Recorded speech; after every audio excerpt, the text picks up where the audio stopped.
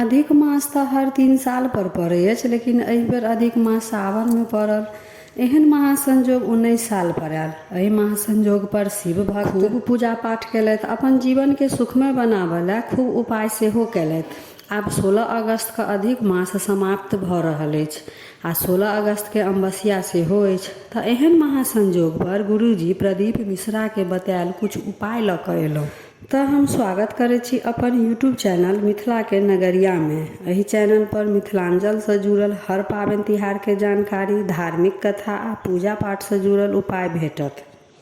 तऽ एहि सब जानकारी ला हमर चैनल के सब्सक्राइब कऽ लिअ आ नोटिफिकेशन सेहो ऑन कऽ लिअ, ताकि हम कोनो नया वीडियो डालब तऽ सबसे पहले पहुँचत अहाँ तक। श्री गुरुजी कहलथि जे 3 साल पर पड़े वाला अधिक मास के अमावस्या के तिथि पर एकटा कनेर के फूल आ एकटा चावल के दाना से एहन उपाय अछि जे केलासँ जीवन के हर परेशानी दूर हैत।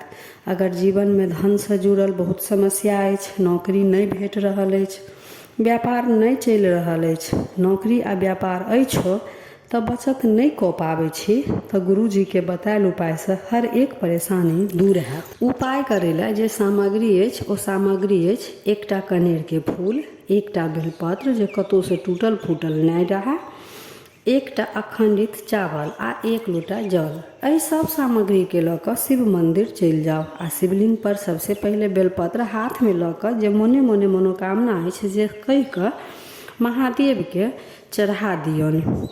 लेकिन एहि बात के ध्यान रखब जे बेलपत्र के जे चिकना भाग हेतै ओ शिवलिंग के तरफ रहै के चाही। फेर ओहि बेलपत्र पर जे एकटा अखंडित चावल लऽ गेल छी उ चावल चढ़ा दियौ। ओहि चावल पर फेर एकटा जे कनेर के फूल लऽ गेल छी उ चढ़ा दियौन। तीनों चीज चढ़ौला के बाद श्री शिवाय नमस्तुभ्यम मंत्र के 11 बेर जाप करू।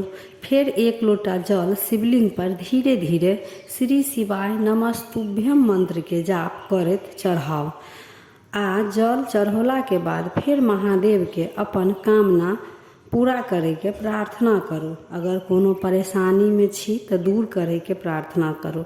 एहि उपाय के अमावस्या तिथि पर जरूर करब। दोसर उपाय जे गुरुजी बतैलथि ओ उपाय घर पर करे के अछि। ई उपाय ला कोन कोन सामग्री के जरूरत पड़त से देखू। पहिल चीज अछि एकटा दीपक। दीपक अहाँ मिट्टी के सेहो बना सकै छी या फिर आटा के सेहो बना सकै छी।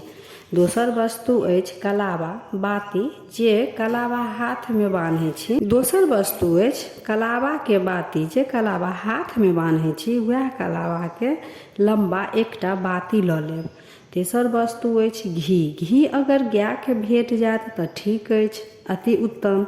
आ अगर नहीं भेटत तऽ पूजा करे वाला घी जे बाजार में भेटै अछि से लऽ लेब। चारिम वस्तु अछि 3टा हरी इलायची।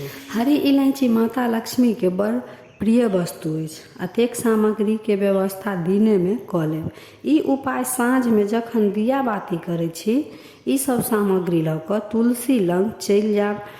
तुलसी के जड़ि में कनि माटि कोड़ि कऽ तीनों इलायची बेरा बेरी ओम महालक्ष्मी नमः मंत्र के जाप करैत ओहि मिट्टी में दबा देब आ ओहि जगह पर दीप जरा कऽ राखि देब। महालक्ष्मी प्रसन्न हेती आ धन से जुड़ल हर समस्या दूर हैत। तऽ ई छल अमावस्या पर करे वाला उपाय। तो वीडियो केहन लागल, नीक लागल तो लाइक शेयर सब्सक्राइब कऽ कऽ मैथिली भाषा के सपोर्ट जरूर करब। हर हर महादेव।